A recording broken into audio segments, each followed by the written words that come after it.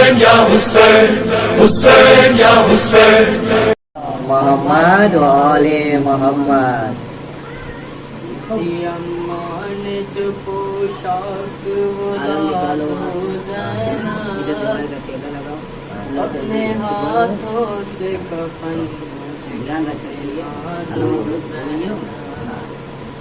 اپنے ہاتھوں سے کفن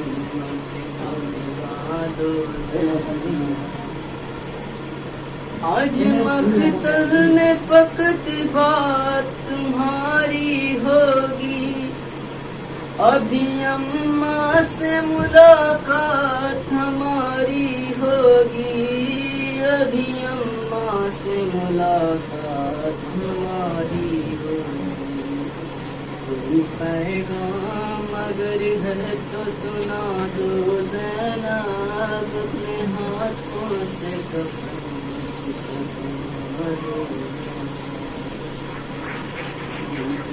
امان جو پوشاک بلا دو زینب، اپنے ہاتھوں سے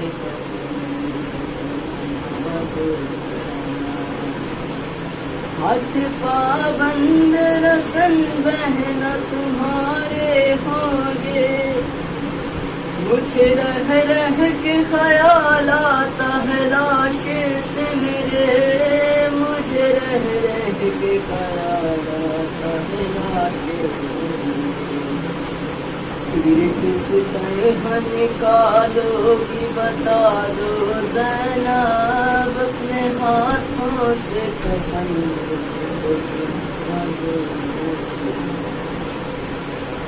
امان جو پوشاک بلا دو زینب، اپنے ہاتھوں سے کفن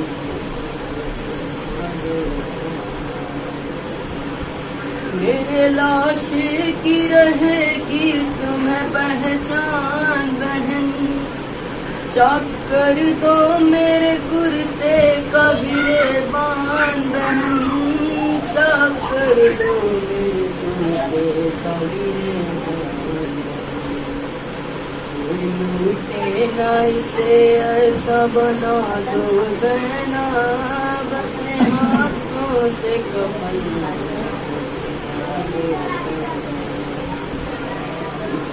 امان جو پوشاک بلا دو زینب، اپنے ہاتھوں سے کفن سامنے اپنے سکینہ سے اتروا لو گھر، ابھی کچھ دیر میں لٹ جائے گا مظلوم کا گھر، ابھی کچھ دیر میں لٹ جائے گا مظلوم کا گھر، یہ امانت کسی گوشے میں چھپا لو زینب، اپنے ہاتھوں سے کفن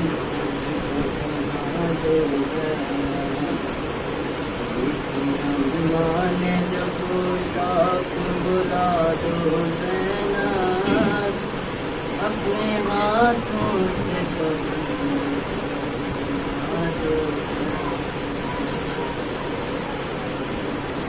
سلوار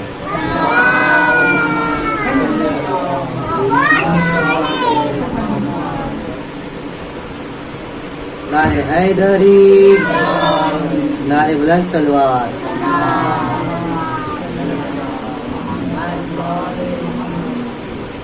بھائی بھائی پکارتی رہی میں، پھر بھی خنجر نہیں رکا بھائی بھائی پکارتی رہی میں، پھر بھی خنجر نہیں رکا شمرنے کی پھر ایسی گستاخی مجھ سے دیکھا نہیں گیا بھائی بھائی پکارتی رہی میں، پھر بھی خنجر نہیں رکا तुम जो जुल्फे सवार करती थी, उन्हीं जुल्फों में हाथ था उसका, जहाँ बोसे दिए थे नाना ने, उसी गर्दन से खून टपकता था। सर शबीर यूं उठाए हुए शिमर खैमे में आ गया। भाई भाई पुकारती रही मैं, फिर भी खंजर नहीं रुका। देख कर मुझे को बयां करते हुए शिमर हर बार मुस्कुराता रहा। मेरी नजरों के सामने जालिम वार गिन कर छुरी चलाता रहा। है तेरा ज़रबे थी खुर्द खंजर था, और शबीर का गला। भाई भाई पुकारती रही मैं, फिर भी नहीं रुका। चारों जानिब से घेर रखा था तेरे नूरे नजर को लश्कर करने। तीर बरसाता था कोई उस पर, कोई पत्थर से मारता था उसे।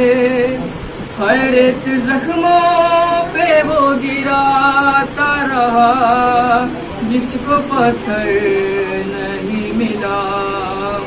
भाई भाई पुकारती रही मैं, फिर भी खंजर नहीं रुका। नारे सलवार।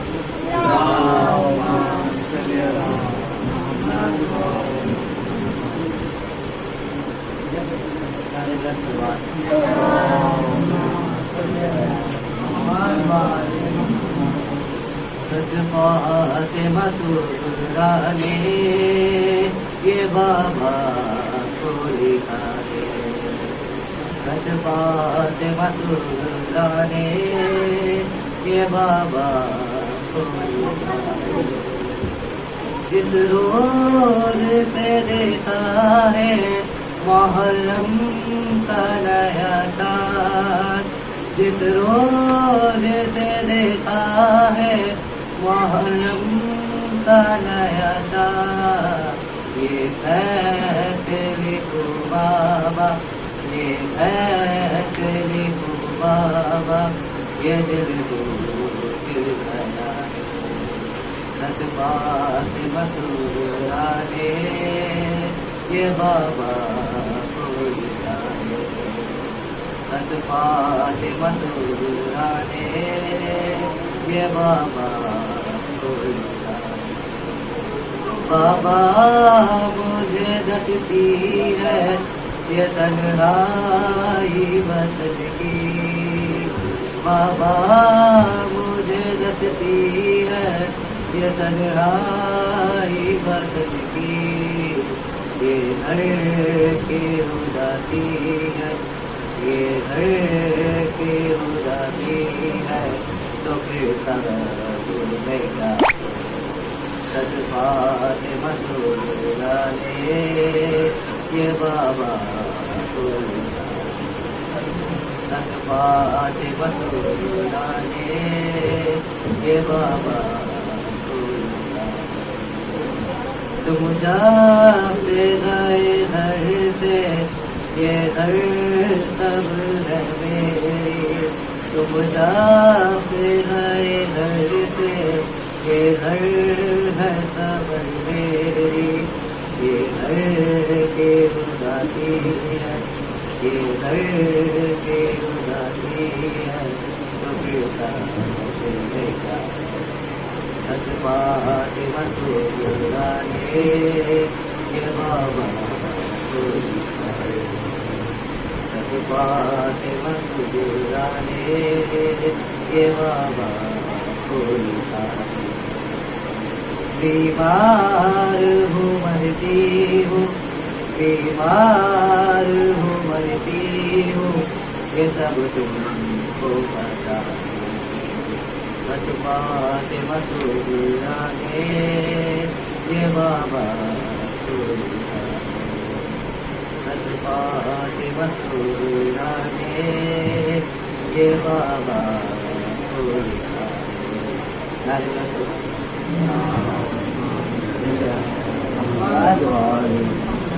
نعرے سلوات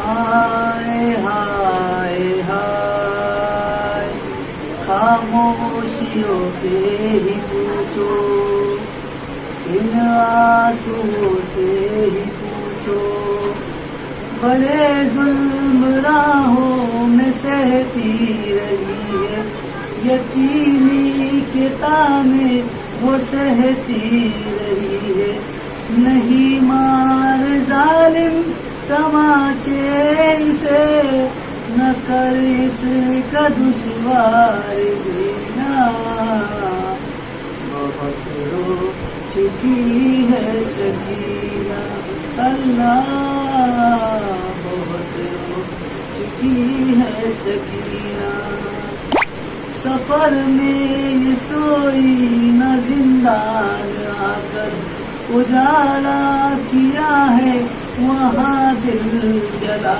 کر بدر سے جو بچھڑی ہے آشور کو سکون پائے گی پھر کبھی نہ بہت رو چکی ہے سکینہ بہت رو چکی ہے سکینہ بہت رو چکی ہے سکینہ ملا دست میں جب کہ بابا کا لاسا لپٹ کے پدر سے کیا خوب گریا وہاں جا کے پہنچی تو شہ نے کہا سلا دو اسے جا کے بہنا بہت رو چکی ہے سکینہ محمد والے محمد صلوات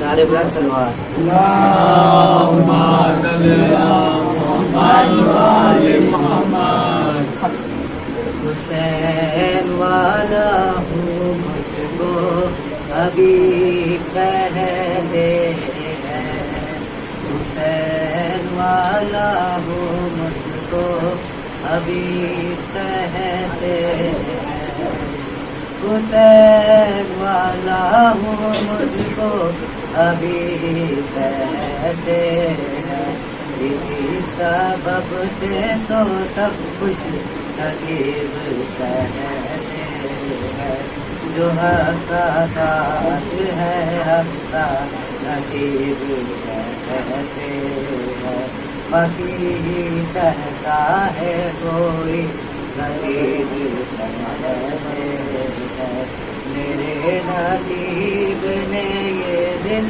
مجھے دکھلایا ہے میری نصیب نے یہ دن مجھے دکھلایا ہے مدد کے واسطے شبیر نے بلایا حسین والا ہوں تو ابھی کہتے حسین والا ہوں تو ابھی کہتے میری خوشی ہے وہی جو نصیب حسین کی ہے میں ہوں حسین کا یہ زندگی حسین کی ہے ہر ایک ساتھ میری حسین کی ہے وہ دوست کہتے ہیں دریا دل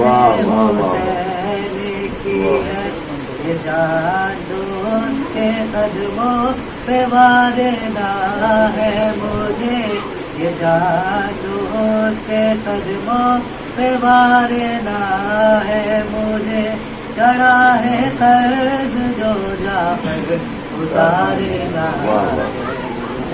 حسین والا ہوں مجھ کو کبھی حسین والا ہوں مجھ کو کبھی ملا جو پوچھے میں مجھ کو حسین کا نام میری نگاہ نے تحریری دکھا لیا بوسا لکھا ہوا تھا گھیرے میں ادھر میرا پایا دے ہاتھ میں گھر بات چھوڑے آیا قدم کو چوم لیا کر وہ بلا کی وادی نے قدم کو چوم لیا کر وہ بلا کی وادی نے سلام میں جاہے دعا غم کی شہزادی ہے حسین والا وہ مجھ کو ابھی ہے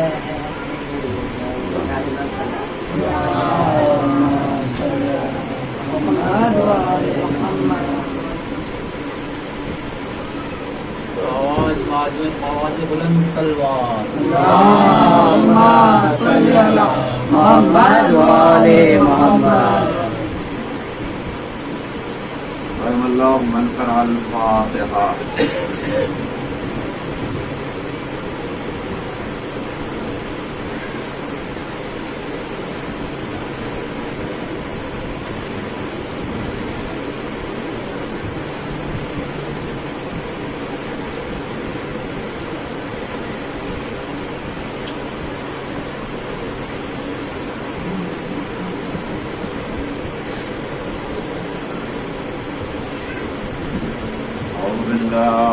السميع العليم من الشيطان اللعين الرجيم. بسم الله الرحمن الرحيم. الحمد لله رب العالمين. الصلاة والسلام على سيد الأنبياء والمرسلين مولانا وسيدنا وشفيع ذنوبنا وطبيب نفوسنا وحبيب قلوبنا النبي المؤيد الرسول المصدق المصطفى الأمجد المحمود الأحمد أبي القاسم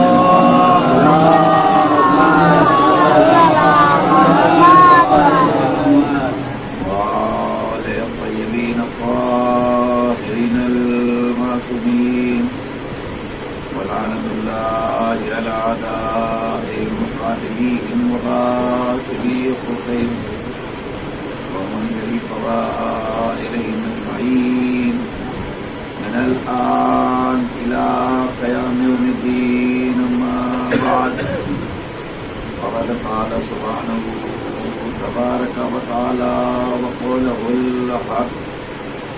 بسم الله الرحمن الرحيم. وإذ ابتلى إبراهيم ربه بكلمات فأتمهن قال إني جاعلك للناس إماما قال ومن ذريتي قال لا ينال عهد الظالمين. صلوات اللہم صلی علی محمد وآل محمد. ارباب ایمان سورہ بقرہ کی آیت نمبر 124 جس کی تلاوت کو اپنی مجالس کا عنوان قرار دیا. اس میں ارشاد رب العزت ہو رہا ہے اپنے خلیل کو خطاب کرتے ہوئے وَإِذِ ابْتَلَىٰ إِبْرَاهِيمَ رَبُّهُ بِكَلِمَاتٍ،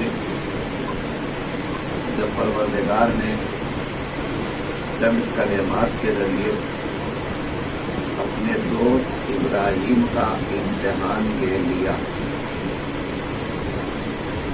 اور صرف امتحان لیا ہی نہیں، فَأَتَمَّهُنَّ، اور اس امتحان میں انہیں کامیابی کی سند بھی عطا کر دی۔ اس کے بعد آواز دی قَالَ إِنِّي جَاعِلُكَ لِلنَّاسِ إِمَامًا، اے ابراہیم ہم تمہیں لوگوں کا امام بنا رہے ہیں۔ امامت الہی منصب ہے، اور کتنا عظیم منصب ہے،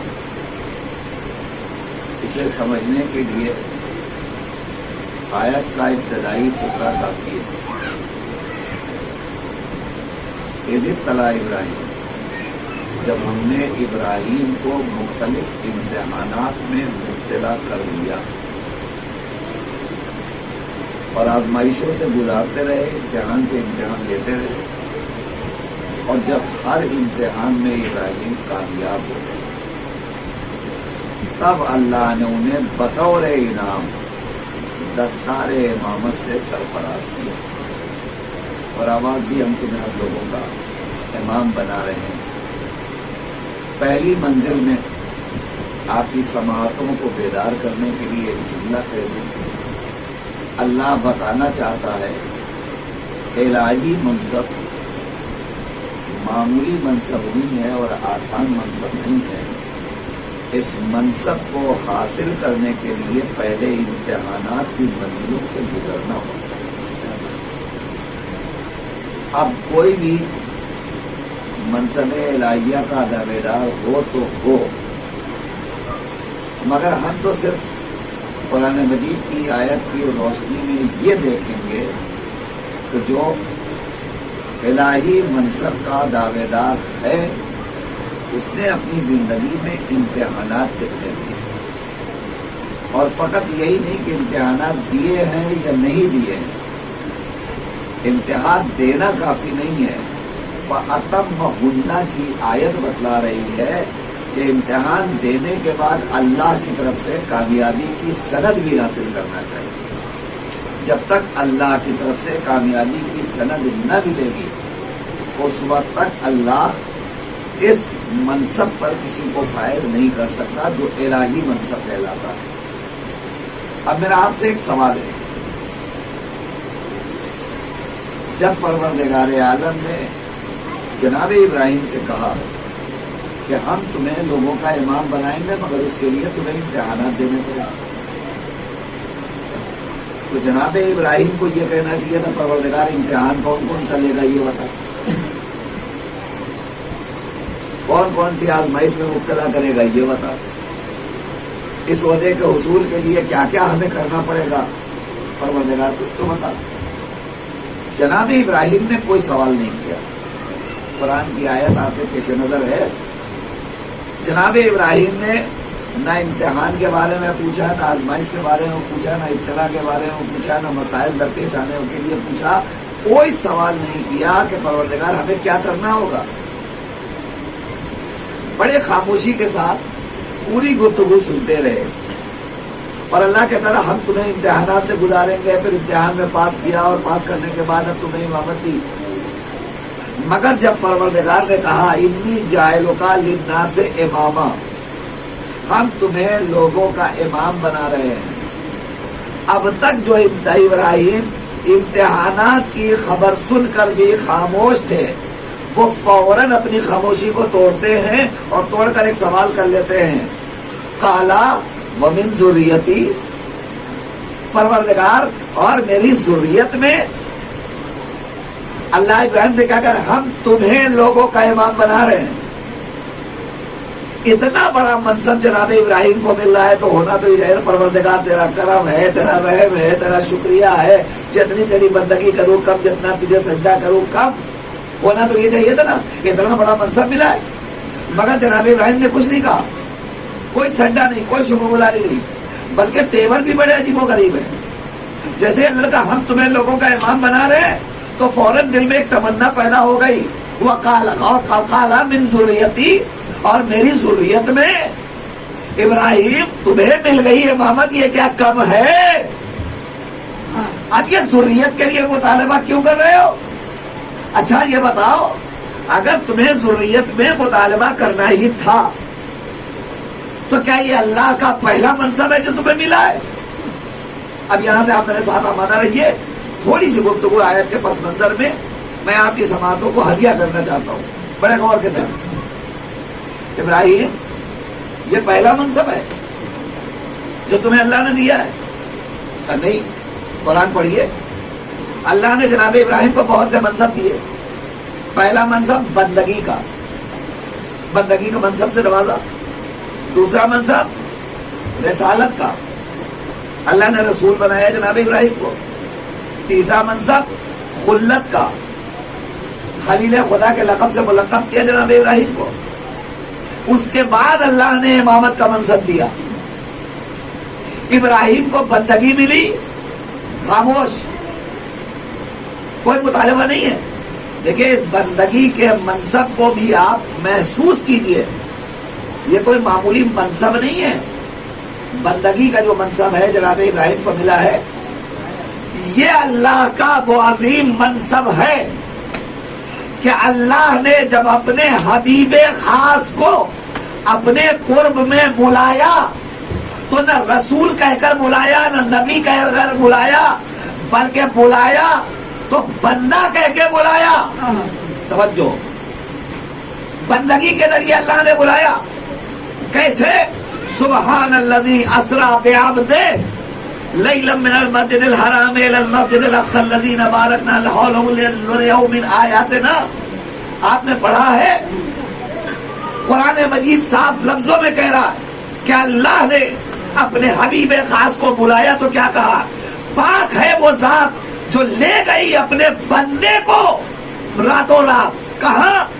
معراج کے منصب پر فائز کرنے کے لیے. نہیں آپ تو توجہ نہیں ہے، کہاں لے گیا پروردگار؟ معراج پر اپنے حبیب خاص کو تحفہ معراج دینے کے لیے. جب اللہ لے گیا تو نہ نبی کہہ کر لے گیا، نہ رسول کہہ کر لے گیا، نہ امام کہہ کر لے گیا، بلکہ بندے کو لے گیا. یعنی بندگی کے منصب کو اللہ نے اتنا بلندی عطا کر دی کہ نبی کو اگر معراج ملی ہے تو اسی بندگی کے حوالے سے. بندگی کے منصب کے ذریعے لوگ آسان سمجھتے ہیں، بندگی کا منصب معمولی منصب ہے، بندگی کا منصب حقیر منصب نہیں ہے. ہم سمجھتے ہیں کہ بندگی کا منصب معمولی منصب ہے، مگر میں آپ کو بتاؤں یہ ہماری کم عقلی ہے، ہماری نادانی ہے، ہماری کج فہمی ہے کہ ہم نے بندگی کے منصب کو نہ سمجھا نہ اختیار کیا. ورنہ یہی وہ منصب ہے کہ اگر بندہ بندگی کے منصب کو پورا کر لے، پوری توجہ چاہتا ہوں، یہ وہ منصب ہے کہ اگر بندہ بندگی کے منصب کو پورا کر لے تو وہ خدا جس نے نبی کو معراج عرش الہ پر بلا کر معراج کے تحفے سے نوازا، وہی خدا ہم جیسے بندوں کو اگر بندگی کا تقاضا پورا کر لے تو یہی بیٹھے بیٹھے معراج عطا کرنے کو تیار ہے. نہیں آپ نہیں پہنچے. خدا کیا کہہ رہا ہے؟ الصلاۃ معراج المومن، نماز مومن کی معراج ہے. اس کا مطلب یہ ہوا کہ خدا چاہتا ہے نبی کو عرش پر بلا کر معراج دی، مگر میرے عام بندوں سب کے بس میں نہیں ہے کہ کعبہ قوسین و ادنیٰ کی منزلوں کو طے کرو. مگر معراج چاہتے ہو تو مسجد میں آؤ، سر کو جھکا دو، ہم تمہیں بھی صاحب معراج بنا دیں گے.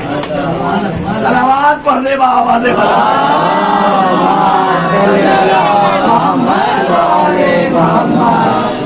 ہم تمہیں بھی صاحب معراج بنا دیں گے. دیکھیے میں ایک بات عرض کروں آپ کے سامنے، میں ہمیشہ عادی ہوں موضوعاتی گفتگو کرنے کا اور اس کا حق ادا کرنے کی کوشش کرتا ہوں. مجھے اپنی کم علمی کا احساس ہے، میں بہت پڑھا لکھا نہیں ہوں، مگر کوشش میری یہ ہوتی ہے کہ جو موضوع چھیڑا جائے اسے کسی نہ کسی حد تک مکمل کیا جائے تاکہ اذہان میں باتیں اتریں. یہ مجلس ہے، اسے ہمیں رسم نہیں سمجھنا چاہیے. نہیں میں ایک جملہ آپ کی سماعتوں کو ہدیہ کر دوں. یاد رکھیے میں ایک جملہ کہتا ہوں، مجلسیں عادتاً نہ کیا کرو، عبادتاً کیا کرو. جب عبادتاً کوئی عمل انجام دیا جائے گا تو اس میں خشوع و خضوع پایا جائے گا، اور اگر کوئی کام رسمی کیا جائے گا تو پھر رسمی عمل کی کوئی حیثیت نہیں ہوتی ہے. آپ بیٹھے ہیں اور مجلس میں بیٹھے ہیں تو پھر اپنے آپ کو مجلسی بنائیے، نہیں اپنے آپ کو علامہ مجلسی بنائیے. جی اس بلندی پر پہنچ کر کے آپ کو سننے کا عادی ہونا چاہیے. بیٹے طرح سے ادھر آ جائیے، آپ آگے تھوڑا تھوڑا سا آپ آزاد اور قریب آ جائیے.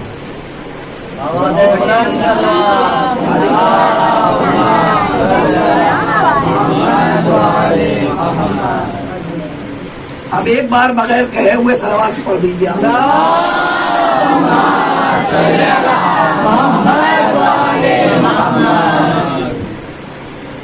بندگی کے منصب کو آپ نے سمجھا کتنا عظیم منصب ہے کہ پروردگار اسی منصب کے ذریعے اپنے حبیب خاص کو معراج عطا کر رہا ہے. ہم نے اور آپ نے اس منصب کو محسوس نہیں کیا. بندگی کے منصب سے جس مولا کے نام پر ہم سر دھنتے ہیں اس نے اسی منصب کو خود معراج عطا کی ہے. توجہ فرمائیے گا، اسی منصب کو، منصب بندگی کو خود بلندی عطا کی ہے، معراج عطا کی ہے. میرا مولا ارشاد فرماتا انا عبد من عبید محمد. توجہ، بندگی کا مطلب غلام، بندگی کا مطلب خادم. ہم ہیں خدا کے بندے، خدا ہمارا مالک ہے، ہم اس کے خادم اور غلام ہیں. اب اس منصب کی بلندی مرادہ فرمائیے. جس علی کی محبت سے ہم سب سرشار ہیں وہ علی خود کہہ رہا ہے انا عبد من عبید محمد، میں محمد کے غلاموں میں سے ایک غلام ہوں. نہیں، میں محمد کے بندوں میں سے ایک بندہ ہوں. اب اس بندگی کے منصب کو اس سے زیادہ بلندی اور عروج کیا ملے گا کہ جہاں علی بندہ ہونے پر افتخار کر رہے ہیں. ذرا سا آپ اپنی آوازوں کو غلط کیجیے، مجھے حوصلہ ملے گا تو میں اپنی بات پہنچانے میں کامیابی محسوس کروں گا. جہاں علی بندگی کے منصب کے حصول پر افتخار کر رہے ہیں، علی کو کوئی اور منصب کیوں نہ پایا؟ علی نے بندگی کے منصب کو کیوں اختیار کیا اور لفظ بھی کیا انا عبد من عبید محمد، میں محمد کے بندوں میں سے ایک بندہ ہوں. علی دنیا کو بتانا چاہتے، اے دنیا والوں سنو، جس محمد کا غلام علی جیسا ہے اس علی کا آقا محمد کیسا ہوگا. صلوات پڑھ دے بآواز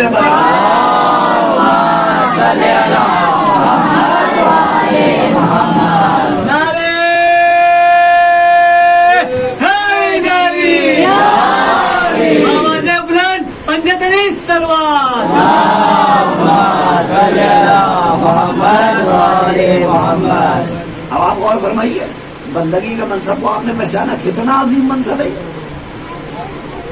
تو جناب ابراہیم کو اللہ نے یہی منصب پہلے عطا کیا، اتنا عظیم منصب ملا، مگر جناب ابراہیم خاموش ہے، کوئی مطالبہ نہیں کیا، کوئی سوال نہیں کیا، کوئی تمنا نہیں، کوئی خواہش نہیں، کوئی آرزو نہیں.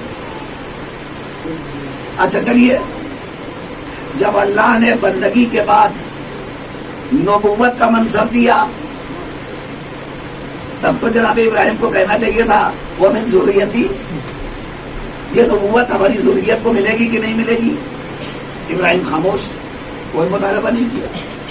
چلیے، انہیں اللہ نے رسالت کے منصب سے سرفراز کیا اور اولی الامر پیغمبروں میں ان کا شمار کیا. اتنا عظیم منصب. تو جناب ابراہیم کو آپ کہنا چاہیے تھا جب رسالت مل گئی وہ من ذریتی اور میری ذریت میں، مگر جناب ابراہیم یہاں بھی خاموش. اس کے بعد پروردگار نے اپنے اس حبیب خاص کو اپنے سے جب بہت زیادہ قریب کر لیا تو خلت کے منصب پر فائز کیا، خلیل خدا کا لقب دیا. جب خلت کے منصب سے سرفراز کیا اور اپنے سے ابراہیم کو قریب کر لیا، تب تو جناب ابراہیم کو کہنا چاہیے تھا وہ من ذریتی، پروردگار میری ذریت کو بھی یہ منصب ملے گا کہ نہیں ملے گا. مگر نہ بندگی کے منصب پہ ابراہیم کا کوئی مطالبہ، نہ نبوت کے منصب پہ کوئی مطالبہ، نہ رسالت کے منصب پہ کوئی مطالبہ، نہ خلت کے منصب پہ کوئی مطالبہ. مگر جیسے ہی پروردگار نے کہا انی جاعلک للناس اماما، اب میں تمہیں لوگوں کا امام بنا رہا ہوں، تو اب فوراً تمنا جاگی. ابراہیم کے دل میں ایک ہوک سی اٹھی، ایک خواہش، ایک جذبہ کروٹ لینے لگا.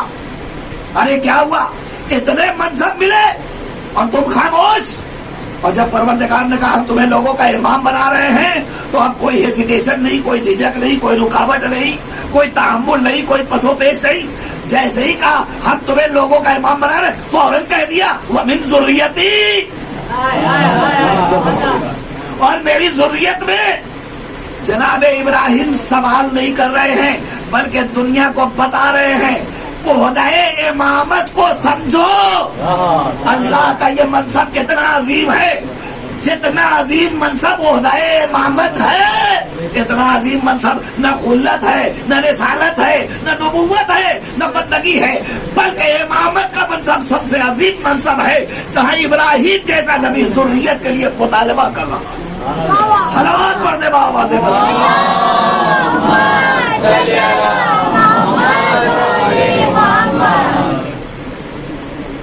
مطالبہ ہو رہا ہے ذریت کے لیے.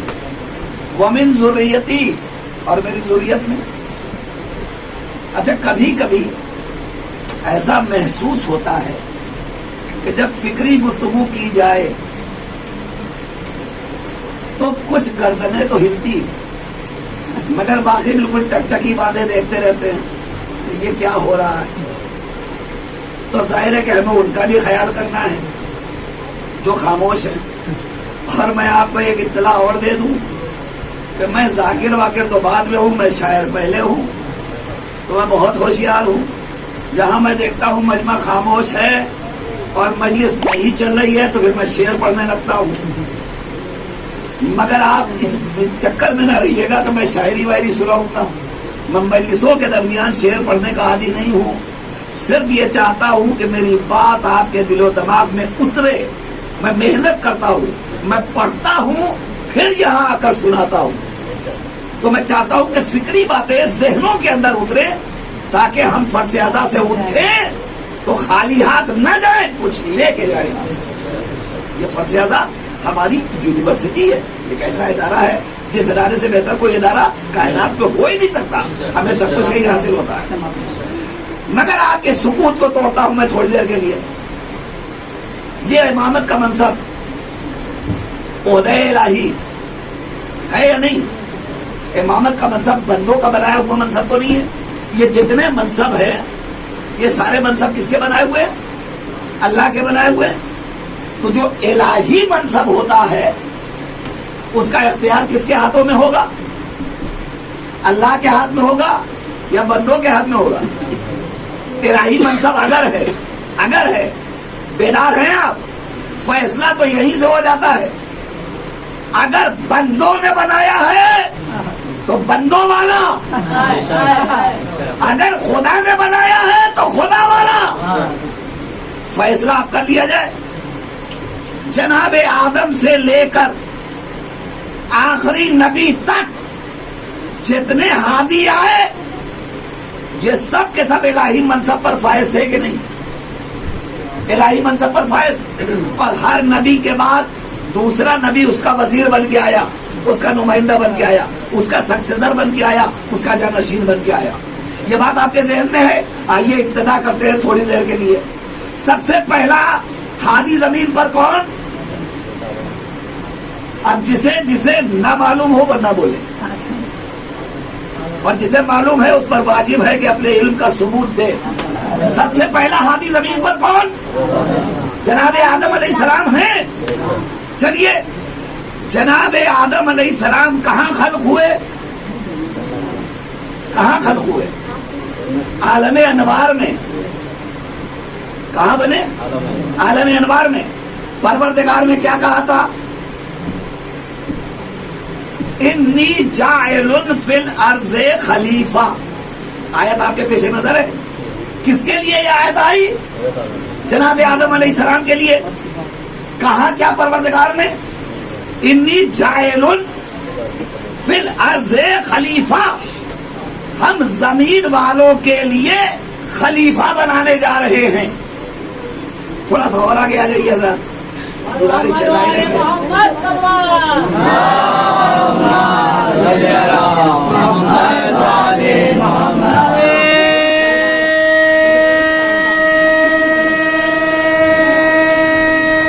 سب مل کے بولو۔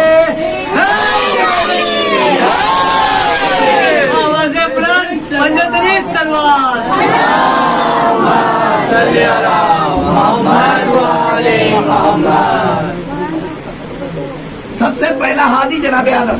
جناب آدم کی تخلیق ہوئی تو قرآن میں آیت کیا آئی؟ انی جاعل فی الارض خلیفہ۔ اسی لفظ پر آپ کی توجہ چاہیے مجھے، آخری فرد تک پوری توجہ۔ انی جاعل فی الارض خلیفہ، زمین والوں کے لیے خلیفہ بنا رہا ہوں۔ بنے کہاں؟ عالم ملکوت میں، وہاں بنے۔ بھائی پوری تاریخ جناب آدم آپ کے سامنے ہے نا۔ اللہ کیا کر رہا ہے؟ فرشتوں کے درمیان ایک خمیر گون کر کے پتلا تیار کر رہا ہے۔ اللہ نے اعلان کیا کہ نہیں کیا؟ پوری تاریخ آپ کے سامنے۔ تو بنے کہاں؟ وہاں۔ مگر کیسے بنے؟ اب سنیے، اللہ نے جناب آدم کی تخلیق کے لیے اہتمام یہ کیا کہ جبریل کو بھیجا زمین پہ جاؤ، زمین سے تھوڑی سی مٹی لے کر کے عرش پہ آؤ۔ جبریل یہاں سے مٹی لے کر گئے عرش پر۔ عرش پر جب مٹی پہنچی تو ایک پتلا تیار ہوا مٹی کا، فرشتوں نے تیار کیا۔ اللہ کیا کہہ رہا ہے؟ ہم زمین والوں کے لیے خلیفہ بنا رہے ہیں۔ پوری توجہ چاہیے، ذرا بھی ادھر ادھر دیکھا تو میرا موضوع نامکمل رہ جائے گا، پچھلا رہ جائے گا، سمجھ نہیں پائیں گے آپ، بات نہیں پہنچے گی۔ کہا کیا؟ زمین والوں کے لیے۔ کیسے بنایا؟ یہاں کی مٹی وہاں گئی، وہاں خاک گلا گیا، پتلا تیار ہوا، روح پھونکی، آدم بنے، سب نے سجدہ کیا۔ اب اس کے بعد اللہ نے جناب آدم کو زمین پر اتارا برسوں کے بعد۔ میں تاریخ پوری نہیں پڑھ رہا ہوں، میں اپنا نتیجہ اور کنکلوژن آپ کے حوالے کر رہا ہوں۔ سوال یہ ہے، جناب آدم بنے کہاں کے لیے؟ زمین کے لیے۔ کس چیز سے بنے؟ مٹی سے بنے۔ مگر کہاں بنے؟ یہاں کی مٹی وہاں گئی، بنے وہاں سے بن کے یہاں آئے۔ دل چاہتا ہے کرو پروردگار یہ اتنا لانگ پروسیجر، فرشتہ وہاں سے یہاں آئے، مٹی اٹھا کے لے جائے، وہاں بنے، پھر وہ وہاں سے چل کے یہاں آئے۔ تیری شان قدرت کا تقاضا تو یہ تھا کہ یہ تال تام جھام نہ کرتا، یہی بنا دیتا۔ فرشتے تو ہر جگہ ہیں، یہی سجدہ کر لیتے۔ توجہ فرمائیے گا، یہی سجدہ کر لیتے، یہی آدم تیار ہو جاتے۔ یہی والوں کے لیے بنانا تھا۔ جب زمین والوں کے لیے بنانا تھا اور زمین ہی کی خاک سے بنانا تھا تو بنا بھی یہی دیا ہوتا۔ عجب نہیں آواز قدرت آئے نادان، تجھے پتا نہیں ہے، ارے اصل میں یہ پہلی خلافت کا مرحلہ ہے۔ توجہ فرمائیے گا، یہ پہلی خلافت کا مرحلہ ہے، پہلا خلیفہ بن رہا ہے۔ اگر ہم نے پہلا خلیفہ زمین پر بنا دیا ہوتا تو آنے والے وقتوں میں کچھ ضمیر فروشوں کو قرآن سے دلیل مل گئی ہوتی، قرآن سے دلیل مل گئی ہوتی کہ جب اللہ کا پہلا خلیفہ زمین پہ بن سکتا ہے تو بعد والے خلیفہ زمین پہ کیوں نہیں بن سکتے؟ اللہ نے مستقبل کا سدے باب پہلے ہی کر دیا، ہم فیوچر سے بھی واقف ہیں اور فیوچر کا تقاضا ماضی میں پورا کر دیا کرتے ہیں۔ اللہ نے کہا سنو ہمارا قانون یہ ہے، یہاں کے لیے بنے گا، یہیں کی خاک سے بنے گا، مگر بنائیں گے وہاں، بھیجیں گے یہاں تاکہ دنیا کو پتا چل جائے کون اللہ والا ہے، کون عبداللہ والا ہے۔ صلوات پڑھ دے بابا دے بلا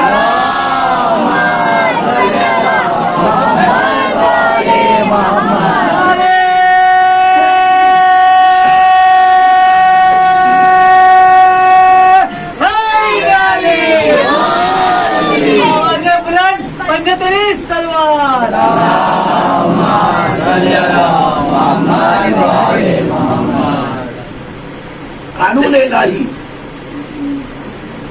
پہلی منزل، جو الہی نمائندہ ہوگا بنے گا وہاں، آئے گا یہاں۔ یہاں اگر بنا لیا جائے تو وہ بندوں کا بنایا ہوا ہوگا، خدا کا بنایا ہوا نہیں ہوگا، اور جو خدا کا بنایا ہوا ہوگا وہ بنے گا وہاں، آئے گا یہاں۔ اچھا اب اس منزل پر رک کر مرحلہ تخلیق آدم میں تھوڑی دیر کے لیے ہم رکتے ہیں۔ اللہ نے جناب آدم کی جب تخلیق کی تو فرشتوں کو اکٹھا کیا، اور اکٹھا کرنے کے بعد کہا کہ ہم خلیفہ بنانے جا رہے ہیں، اور جب پتلا تیار ہو جائے اس میں ہم اپنی روح پھونک دیں گے۔ جب ہم روح پھونک دیں گے تو تم سب کے سب سجدے میں چلے آنا۔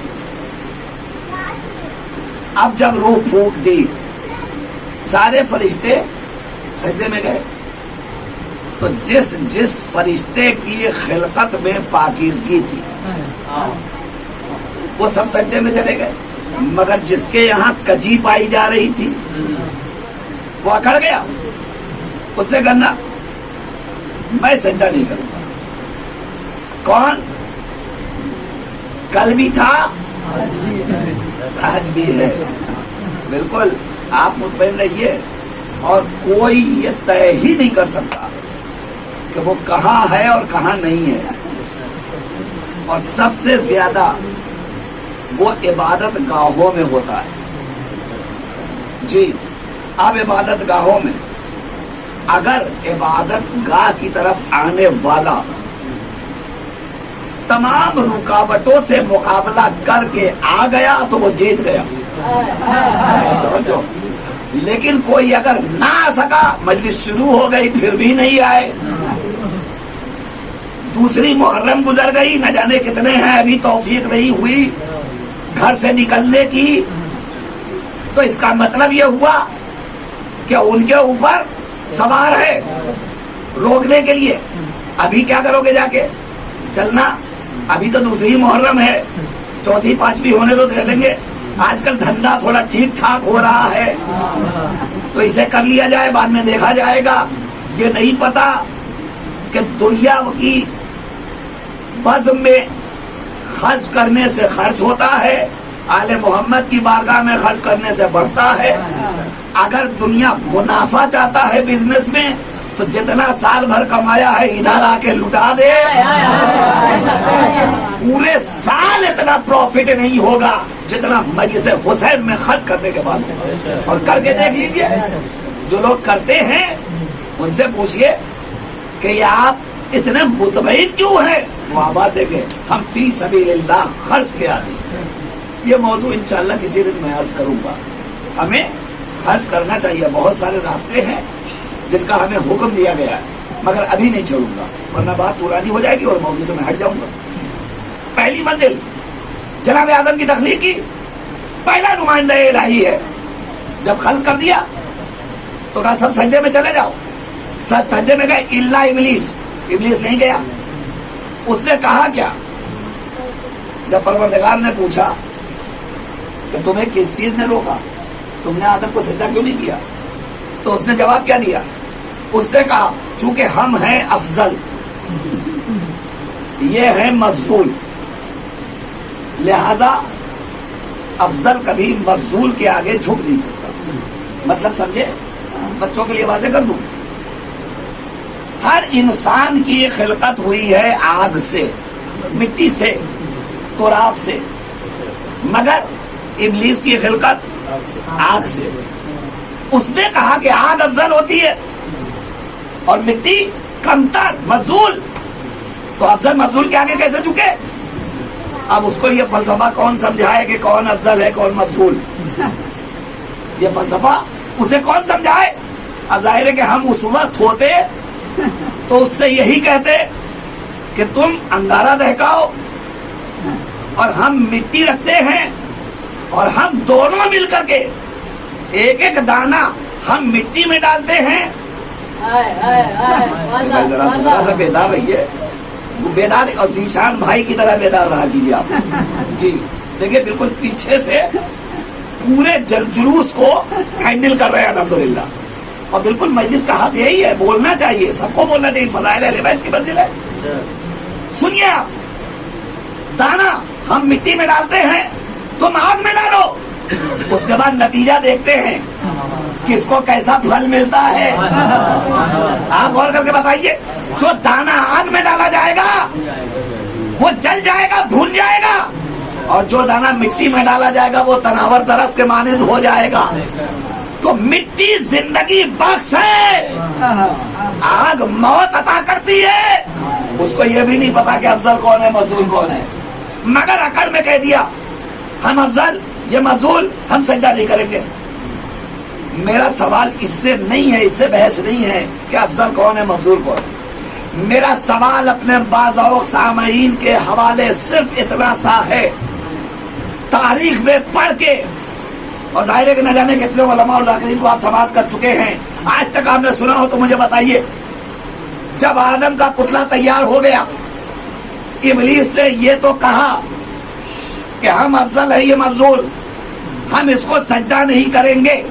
توجہ، ہم اس کو سجدہ نہیں کریں گے، ہم اس کو آخری پر تک جملے کا استعمال کیجئے، یہ تو کہا اس نے ہم افضل، افضلیت کا دعوے دار ہو کر بھی یہ تو کہا ہم سجدہ نہیں کریں گے، مگر پوری زندگی میں آج تک کوئی آواز نہیں آئی کہ پروردگار ہم افضل ہیں تو خلافت ہمارے حوالے کر دے۔ کوئی سلوات پڑھ دیجیے بآواز بلند۔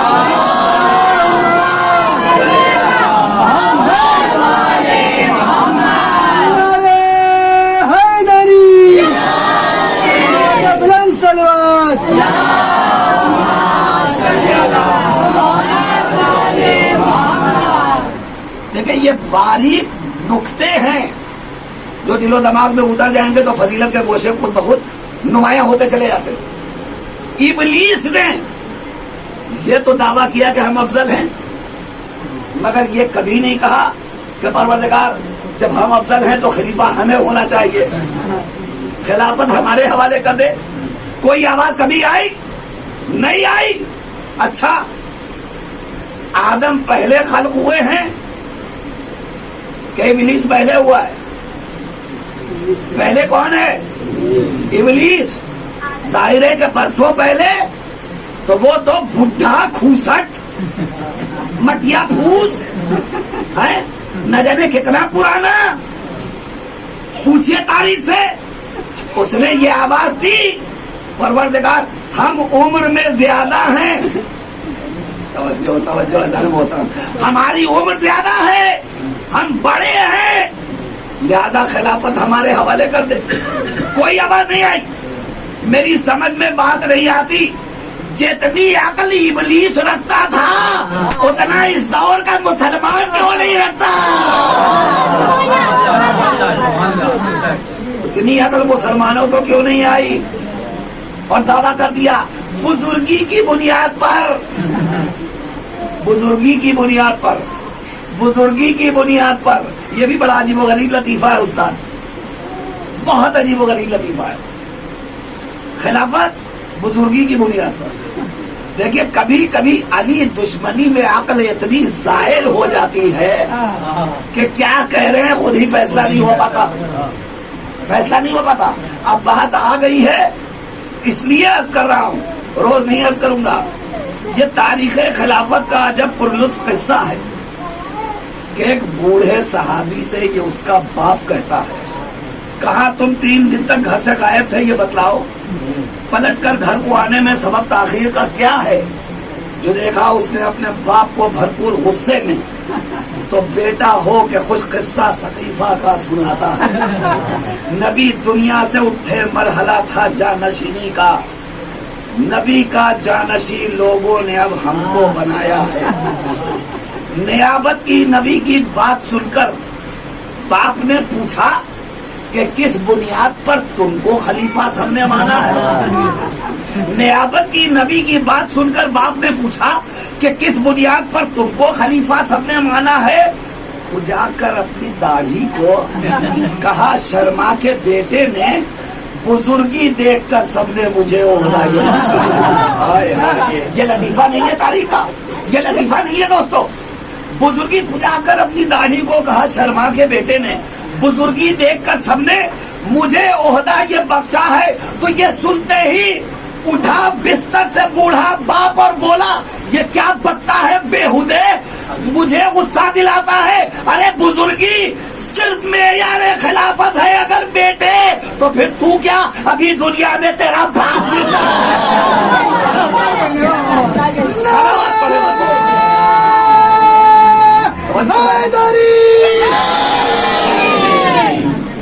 भाई आपने गौर फरमाया, ये मज़हका नहीं है तारीख का। बुजुर्गी की बुनियाद पर बात तो मौजूद है, अगर बुजुर्गी ही में यार खिलाफत है तो बाप को खलीफा होना चाहिए था, बेटा कैसे हो गया। अब ये तारीख के साथ खिलवाड़ ये होता आया होता रहेगा। काश के सकीफा सालों ने थोड़ी सी अकल इब्लीस से ले ली हो। उसने कभी ये दावा नहीं किया मैं उम्र में बड़ा हूँ इसलिए खिलाफत मुझे दे दे। क्यों नहीं किया?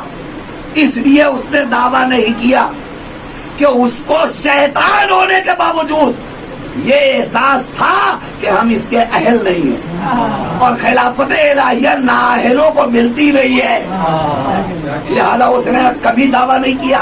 हाँ ये कहता रहा हम इसके मुस्तहिक नहीं हैं, हम इसके अहल नहीं हैं, मगर सजदा नहीं करेंगे, सजदा नहीं करेंगे। क्यों नहीं सजदा करेगा? हम अफजल हैं, अफजल मजदूर को छू नहीं सकता। ठीक, परवरदिगार ने भी कहा अब अगर तू मेरी बात नहीं मानता तो निकल जा मेरी बारगाह से। उसे निकाल दिया। मैं तफसीलन नहीं अर्ज कर रहा हूँ, मैं नताइज आपके हवाले कर रहा हूँ, सिर्फ निकाल दिया बारगाह से। जब उसे बारगाह से निकाल दिया तो उसने रुक करके एक सवाल किया, परवरदिगार तू तो रहमान भी है और रहीम भी है। रहमानियत सिर्फ अपनों के लिए और रहीमियत अपनों के लिए भी और दुश्मनों के लिए भी। ये दोनों सिफत परवरदिगार की है। वो अपनों को भी नवाजता है और अपने दुश्मनों को भी नवाजता है। इंशाल्लाह इस हवाले से भी गुफ्तगू किसी दिन मैं करूंगा। मगर परवरदिगार तू रहमान भी है रहीम भी है। ये बता मैंने जो जिंदगी भर तेरी इबादत की है इस इबादत का सिला मिलेगा कि नहीं मिलेगा? तो जाहिर है कि रहमत रहमानियत उसकी और रहीमियत जोश में आई। रहमान क्या मांगता है? तो उसने उसी वक्त कहा था हमें वक्त मालूम तक की जिंदगी दे दे। वक्त मालूम तक की मतलब समझे मेरे बच्चों, वक्त मालूम तक की जिंदगी यानी तेरे इल्म में जब तक वक्त रहने वाला है, उसे नहीं पता कब तक कायनात रहेगी, तेरे इल्म में जब तक वक्त रहेगा उस वक्त तक की जिंदगी दे दे। यानी दूसरे लफ्जों में वो कह रहा है जब तक तू रहेगा तब तक ये कायनात रहेगी और जब तक कायनात रहेगी तब तक की मुझे जिंदगी दे दे। परवरदिगार ने कहा ठीक तूने मांगा है तो मैं तुझे खाली हाथ नहीं जाने दूंगा, दे देता हूँ, मगर तू भी मुझे बता दे तू लेके करेगा क्या? इतनी जिंदगी लेकर के करेगा क्या? تو اس نے کہا پروردگار ہم کچھ نہیں کریں گے، اب تو ہم بالکل خارج ہو ہی گئے، تیری بارگاہ سے نکال دیے گئے، ہمیں اپنا انجام پتا ہے، اب ہم کسی قابل نہیں رہ گئے، کسی لائق نہیں رہ گئے۔ کہا پھر زندگی کیوں مانگ رہا؟ کہا ہم تیرے بندوں کو بہکائیں گے۔ میرے بندوں کو بہکائے گا؟ کہا ہاں۔ کہاں بہکائے گا؟ کہا لَأَقْعُدَنَّ لَهُمْ صِرَاطَكَ الْمُسْتَقِيمَ، ہم تیرا صراط مستقیم پہ بیٹھ جائیں گے، صراط مستقیم پہ بیٹھ جائیں گے، صراط مستقیم پہ بیٹھ جائیں گے۔ آپ سمجھے؟ صراط مستقیم پہ بیٹھ جائیں گے اور بہکائیں گے۔ مشیت نے پوچھا اچھا کدھر کدھر سے بہکائے گا لوگوں کو؟ اس کو چاروں طرف سے بہکائیں گے، چاروں طرف سے بہکائیں گے، چاروں طرف سے۔ بڑے جوش میں اس نے کہا ہم چاروں طرف سے بہکائیں گے۔ تو پروردگار نے فوراً کہا ٹھیک جا، میں نے چاروں سبتیں تیرے حوالے کر دی، چاروں سبتیں تیرے حوالے کر دی۔ مگر جب جانے لگا تو پروردگار نے ایک جملہ کہا مگر سن، جو میرے مخلص بندے ہیں انہیں کبھی نہیں بہکا پائے گا۔ اللہ کہہ رہا ہے مخلص بندے، مخلص مطلب جن کے یہاں اخلاص پایا جاتا ہے، جو میرے خالص بندے ہیں ان کو تو کبھی نہیں بہکا پائے گا۔ وہ کہہ رہا ہے مگر ہم تو چاروں طرف سے بہکائیں گے، ذرا سی توجہ، ہم تو چاروں طرف سے بہکائیں گے، جو بھی ہوگا اسے بہکائیں گے۔ اللہ کہہ رہا مگر جو میرے مخلص بندے ہوں گے انہیں تو نہیں بہکا پائے گا۔ اے پروردگار یہ تیرے مخلص بندے تیری بارگاہ میں آئیں گے کدھر سے؟ چاروں طرف تو اس نے پہرا کر رکھا ہے۔ کہا اسے تو اتنا ہی پتا ہے کہ سمتیں چار ہوتی ہیں، پورب پچھم اتر دکھن، مگر اس کو یہ نہیں پتا کہ چار سمتیں میں نے اس کے حوالے کر دی، دو سمتیں اپنے پاس محفوظ رکھی ہیں۔ ہم نے کہا پروردگار وہ دو سمتیں کون سی ہیں؟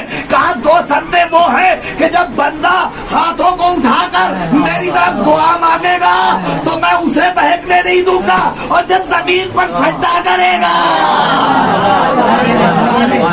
صلوات پڑھے بآواز بلند۔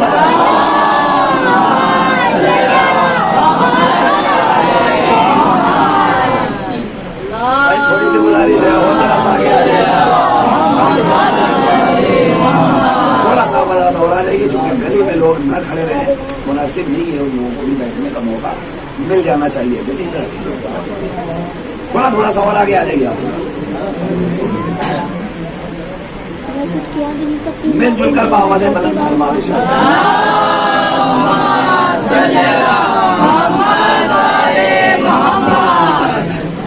دیکھیے کوشش کیجیے کہ واقعی گلی میں کوئی نہ رہے تو زیادہ مناسب ہے، اندر آ کر کے آپ پروگرام کریں، اتنی ہی اجازت اگر ہمیں مل جائے تو ہمارے لیے بہت ہے۔ تھوڑا سا ہمیں اس زمانے میں لحاظ پاس رکھنا چاہیے، زیادہ گلی میں کوئی نہ رہے، جتنے آزاد آ رہے ہیں سب سے آپ گزارش کیجیے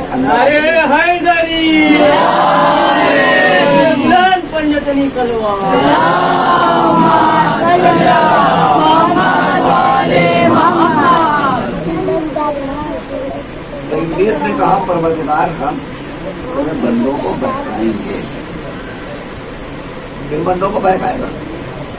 ان بندوں کو بہکائے گا جو روز ازل سے تا وقت معلوم رہنے والے ہیں، مگر اللہ نے وعدہ کیا جو میرے مخلص بندے ہوں گے انہیں تو نہیں بہکا پائے گا۔ اس کا مطلب یہ ہوا کہ ساری کائنات شیطان کے حربے میں گرفتار ہو سکتی ہے، مگر جو خدا والے ہیں وہ گرفتار نہیں ہو سکتے۔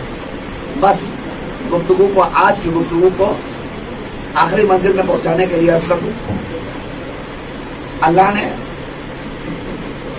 جب خمیر تیار کیا، اتنا تیار کیا، تب نہیں کہا سجدہ کرنے کو۔ کب کہا؟ کہا جب میں روح پھونک دوں، روح داخل کر دوں۔ لیکن یہ مجلس کا فائدہ ہے، اس وقت میرا سینہ فخر سے چوڑا ہو گیا، چھوٹا سا بچہ ہے، ننھا سا معصوم سا، مگر اس بچے نے کہا جب میں روح پھونک دوں، اس کا مطلب یہ ہوا کہ یہ روحانی طور پر مجلس میں شریک ہے۔ بڑے غور کے ساتھ بچے سن رہے ہیں، پروردگار انہیں بھی سلامت رکھے، ان کے والدین کو بھی سلامت رکھے۔ غور فرمائیے، جب میں روح پھونک دوں تب تم سب کے سب سجدے میں چلے جانا۔ اس کا مطلب یہ ہوا کہ پروردگار آدم کے پتلے کو سجدہ نہیں کروا رہا ہے، توجہ فرمائیے، آدم کے پیکر کو سجدہ نہیں کروا رہا ہے، اللہ اپنی روح کو سجدہ کروا رہا ہے۔ جب میں روح پھونک دوں تو سجدہ کرنا، اس نے کیا کہا تھا؟ میں افضل، یہ مفضول. کون؟ آدم. وہ صرف خمیر آدم کو دیکھ رہا تھا، روح پروردگار کا اسے احساس نہیں تھا. اس لیے کہ اللہ اگر صرف خمیر آدم کو سجدہ کروانا ہوتا تو جب مٹی ٹنٹنا چکی تھی تبھی سجدہ کروا لیتا. مگر اس نے کہا نہیں، جب میں روح پھونک دوں تب سجدہ کرنا. اس کا مطلب یہ ہوا کہ پروردگار اپنی روح جہاں پائی جائے گی چاہتا ہے کہ بندہ اس کے آگے سر نیاز کو خم کر دے. متوجہ ہیں آپ؟ جہاں اللہ کی روح پائی جائے اللہ چاہتا ہے کہ بندہ سر نیاز وہاں خم کرے. اب جو خم کر دے وہ بندہ رحمان، اور جو ہے نا، اور جو جھکے نہ جھکے وہ بندہ شیطان. اس لیے کہ انکار تو شیطان نے کیا تھا. اس نے کہا ہم نہیں جھکیں گے، سب جھک گئے. تو جن کے اندر رحمانیت کا جذبہ پایا جا رہا تھا وہ سب کے سب جھک گئے اور شیطان نہ کر گیا. مگر کس چیز کے لیے؟ روح کو سجدہ نہ کرنے کی بنیاد پر شیطان شیطان ہو گیا. روح کو سجدہ نہ کرنے کی بنیاد پر عزیزوں شیطان شیطان ہو گیا. یہ بتائیے شیطان نماز پڑھتا تھا کہ نہیں؟ سجدے کرتا تھا کہ نہیں؟ عبادتیں کرتا تھا کہ نہیں؟ رکوع، تسبیح، تمجید، تقدیس سب کرتا تھا.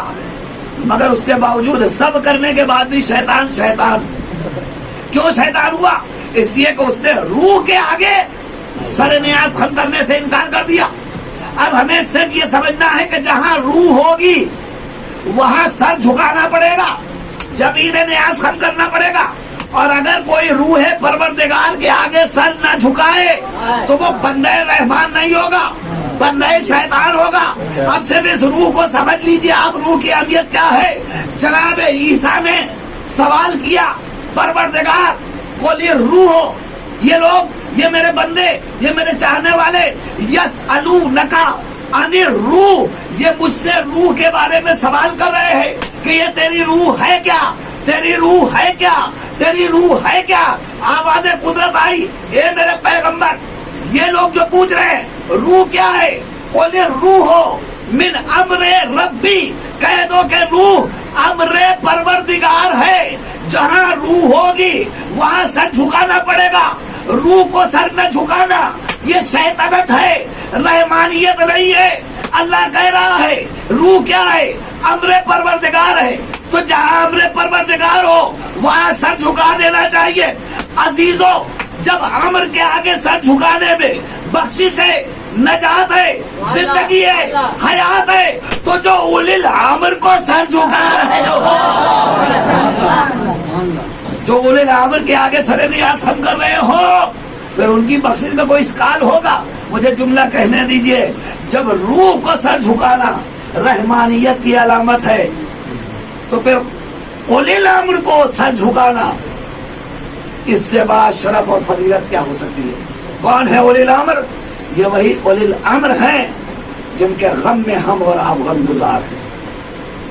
یہ وہی اولی الامر ہیں جنہیں پروردگار نے اپنے مظہر، اپنے اوصاف کا مظہر بنا کر اس دنیا میں بھیجا. بس جانے گرامی، گفتگو اس منزل تک میں آپ کو لے آیا، مسائل کی منزل میں قدم رکھ رہا ہوں اور سلسلہ یوں ہی چلتا رہے گا روزانہ اور کوئی باتیں عرض کرتا رہوں گا انشاءاللہ. یہ ہے اولی الامر. ساری کائنات پر ان کا اختیار. سمجھ میں بات نہیں آتی. جس کا اختیار پوری کائنات پر ہو وہی کائنات سے بھوکا اور پیاسا رخصت ہو جائے. کائنات کا ذرہ ذرہ جس کے دستگر ہو وہ کائنات سے جا رہا ہو، اس عالم میں جائے کہ صدائے حل من ناصر بلند کر رہا ہو، کائنات سے رخصت ہو رہا ہو، وہ اس کیفیت میں رخصت ہو رہا ہو کہ نہ کوئی ناصر ہو، نہ کوئی معین ہو، نہ کوئی مددگار ہو.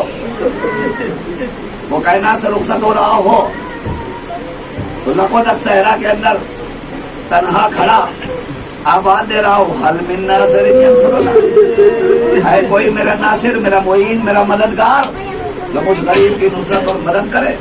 اللہ اکبر، اللہ بعزا. ہاں یہ وہی ہے اولی الامر جس کا کائنات میں اختیار ہے.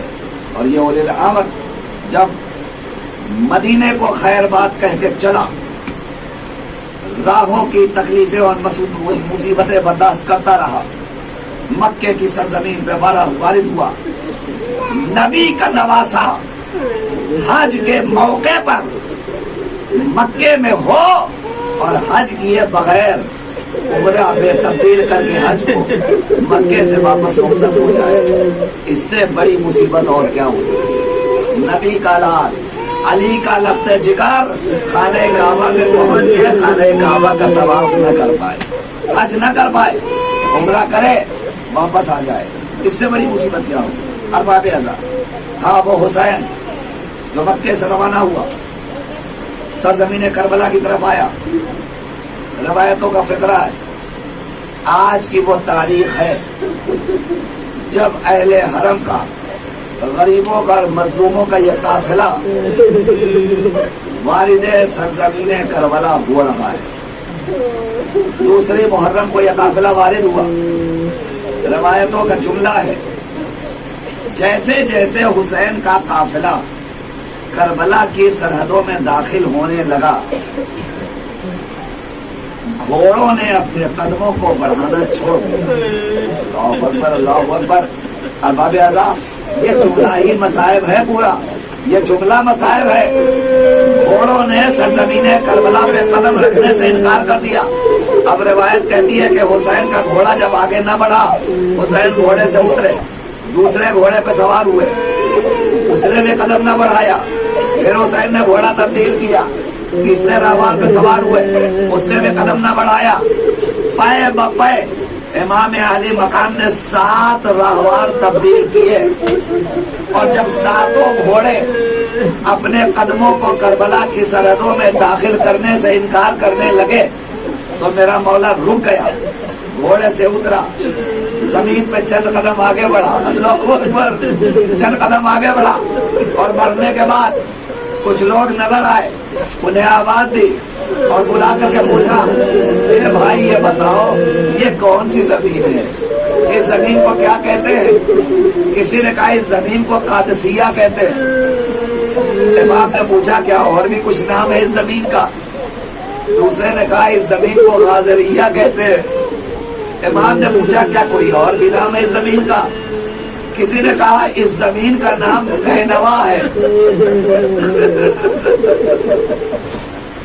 फिर मौला ने पूछा क्या कोई और नाम भी है? किसी ने कहा इस जमीन का नाम शत्ते फुरात है।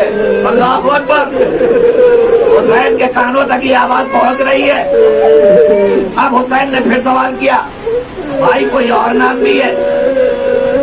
लोगों ने कहा वो सामने एक ज़ईफ बैठा हुआ है, वो बहुत पुराना आदमी है, वो इस जगह का सही नाम बता सकता है। इमाम ने कहा जरा उसको बुलाओ। किसी ने कहा वो इतना ज़ईफ है कि चल के नहीं आ सकता। बोले वालों, मेरा मौला खुद चल के उस ज़ईफ के पास पहुंचा और कहा ये बुजुर्ग तुम पर हमारा सलाम, ये बताओ इस जगह का नाम क्या है? उसने कहा पहले तुम बताओ तुम कौन हो? कहा मैं नबी का नवासा हुसैन। उसने कहा मौला इसी का नाम करबला है। जज़ाकल्लाह जज़ाकल्लाह जज़ाकल्लाह। और इलाहाबादों पर रहमत नाज़िल फरमाए। वो गिरिए का हक अदा कर रहे हैं आप। दूसरी मुहर्रम है, यहाँ से मुहर्रम का आगाज हो रहा है। अब आपको रोना है और खूब रोना है। ये 10 रोज मुकद्दर से हमें मिले हैं, हमें गिरिए का हक अदा करना है। अरबाब अज़ा, खुदा करे जितने हज़रात बैठे हुए हैं सबकी आंखें नम हो जाए। छठे इमाम ने इरशाद फरमाया कि अगर किसी भी मोमिन की पलकों पर मक्खी के पर के बराबर भी आंसू आ गया तो उसके ऊपर जन्नत वाजिब हो जाएगी। अब रोने में कमी न करना। मासूम का कौल है, मासूम की हदीस है। रो और बाबियाजा, कोशिश करो हुसैन की गुर्बत को निगाहों में लाओ, आंसू खुद निकल आते हैं। उसने कहा इसका नाम करबला है। बस इमाम समझ गए, कहने लगे भाई यही वो जगह है कि जहाँ हमें कयाम करना है। तो वो ज़ईफ कहता है फर्जंदे रसूल मैं एक गुजारिश करूं। कहा बोलो। वो ज़ईफ कहता है यहाँ आप कयाम न कीजिए, آپ یہاں نہ ٹھہریے. امام نے پوچھا کیوں؟ اس نے کہا یہاں تاریخ شاہد ہے جو نبی آیا وہ زخمی ہوا.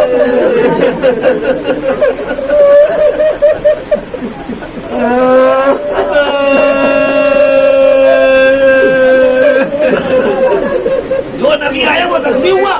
یہاں قیام نہ کیجیے. مولا نے کہا میں بچپن میں اپنے نانا کے سینے پہ آرام کر رہا تھا. میرے نانا نے بتایا میرے لال تجھے والد کربلا ہونا ہے, تجھے وہاں سے وہاں کیا جائے گا. چونکہ میرا نانا بتا چکا ہے اور میں مدتوں سے اسی زمین کے انتظار میں تھا. یہی مجھے قیام کرنا ہے. رونے والوں بس چند فکرے اور سن لیجئے. امام عالی مقام نے کہا خیمے نصب کرو. خیمے نصب کیے گئے. اب روایت کا فکرہ ارباب ازا تاریخ کہتی ہے خیمے نصب ہو گئے. بیویاں خیموں میں بیٹھ گئی. تھوڑی دیر کے بعد امام نے لوگوں کو بلایا اور بلا کے پوچھا یہ زمین کس کی ہے؟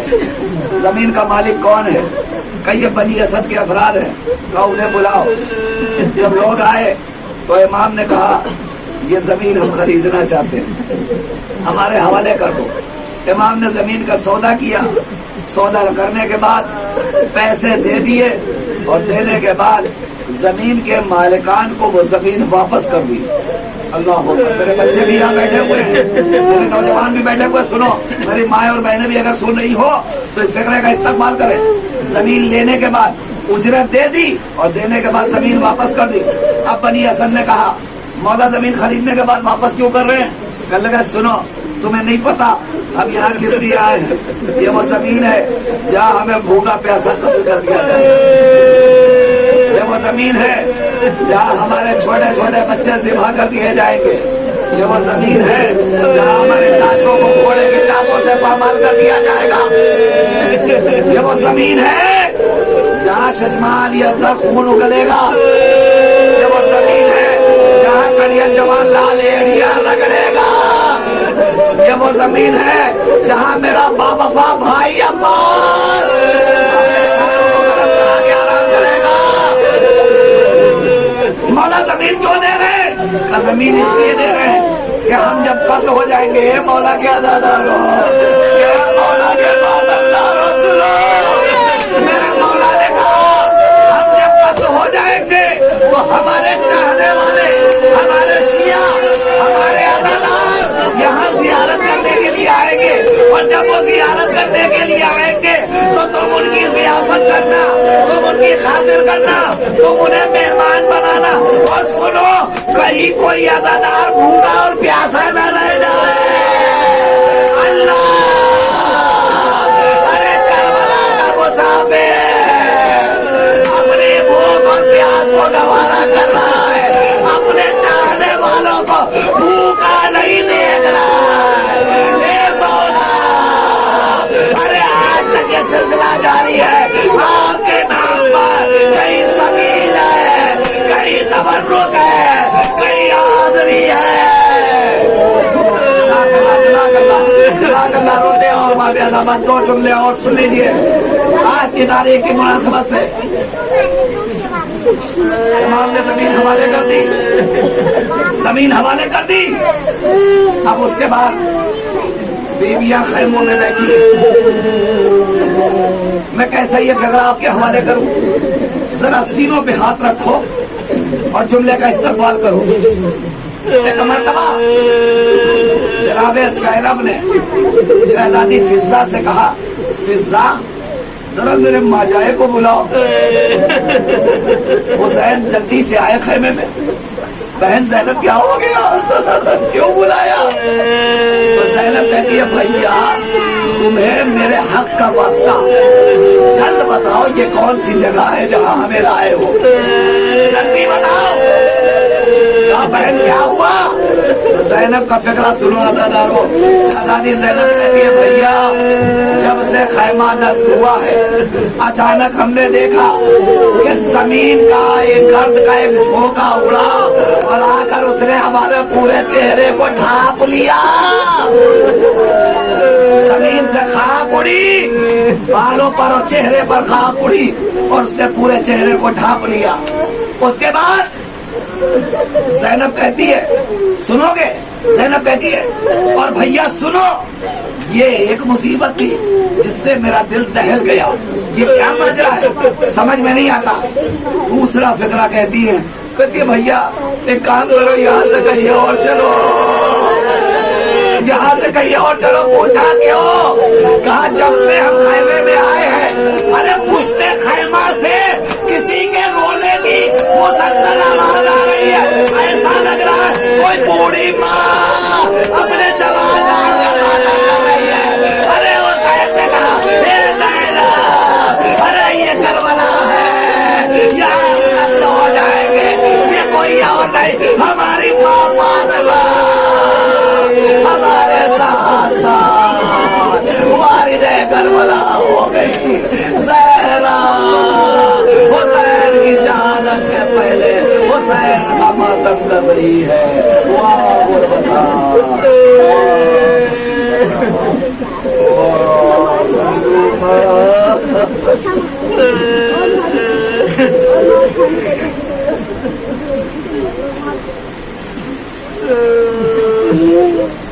इन्ना लिल्लाहि व इन्ना इलैहि राजिऊन। मातम हुसैन।